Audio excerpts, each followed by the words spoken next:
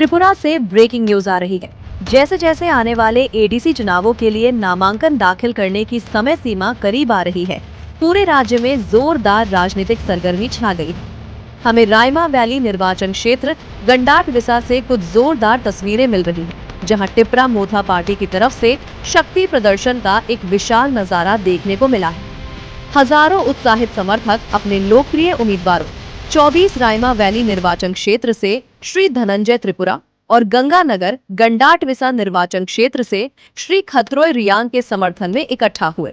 नामांकन दाखिल करने की प्रक्रिया का नेतृत्व EM राजेश त्रिपुरा और MLA नंदिता देबबर्मा रियांग जैसे प्रमुख नेताओं ने किया।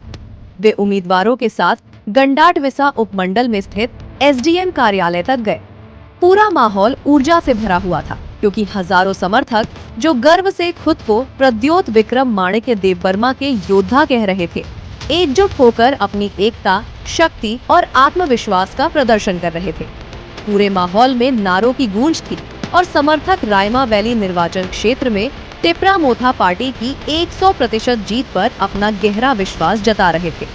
जनता के इतने जबरदस्त समर्थन को देखते हुए अब सबसे बड़ा सवाल ये है, क्या शक्ति प्रदर्शन का ये विशाल नजारा चुनावी जीत में बदल पाएगा? इस उभरती हुई राजनीतिक कहानी पर और अधिक अपडेट्स के लिए हमारे साथ बने रहें।